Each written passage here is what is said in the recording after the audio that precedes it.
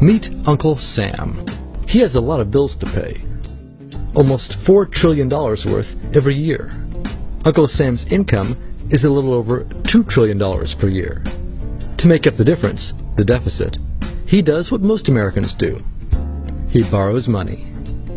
When Uncle Sam takes out a loan, he calls it a bond. Bonds can be held by banks, investors, or even foreign governments. Uncle Sam has to promise to pay interest on these bonds, just as you do on any loan you take out.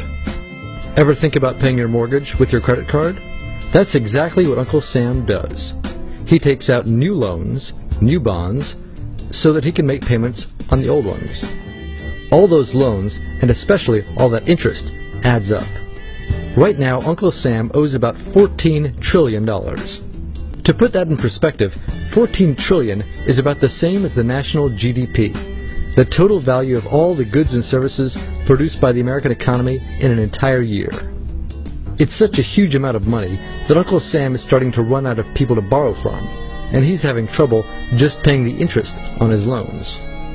The obvious solution would be to either cut spending or increase taxes. But if he cuts spending, the people that he's spending money on would complain that they don't have money to spend, and that he was hurting the economy. If he tried to raise taxes enough to close this gap, not only would people definitely have less money to spend, he'd probably have riots on his hands. So Uncle Sam chooses the easy way to make money. Just make it. He calls up the Federal Reserve, which is our central bank, and, like magic, dollars are created and deposited in banks all around America. The problem is that the more of something there is, the less it's worth. Same goes for the US dollar. The more dollars there are, the less each one will buy. That's why commodities like gasoline, food, and gold become more expensive when Uncle Sam does his money-making magic. The commodities aren't really worth more. Your money is just worth less. That's called inflation. Remember the foreign governments that lent money to Uncle Sam? When they lent money to the American government, something interesting happened. It made the U.S. look richer, and their countries look poorer. When a country looks poor compared to America, $1 of our money buys a lot of their money. So they can pay their workers only a few pennies a day. With such low labor costs, they can sell their products in America for lower prices than any American manufacturer can. The easiest way for American companies to compete is to move their factories overseas and pay their workers a few pennies a day too. This contributes to a recession. Americans lose their jobs, stop paying taxes, and start collecting government benefits like Medicaid and unemployment. This means that Uncle Sam has even less income and even more expenses. At the same time, the people who still have jobs are desperate to keep them, so they tend to do more work, but not to get paid anymore. When your dollars are worth less, and you're not earning more of them, that's called stagflation.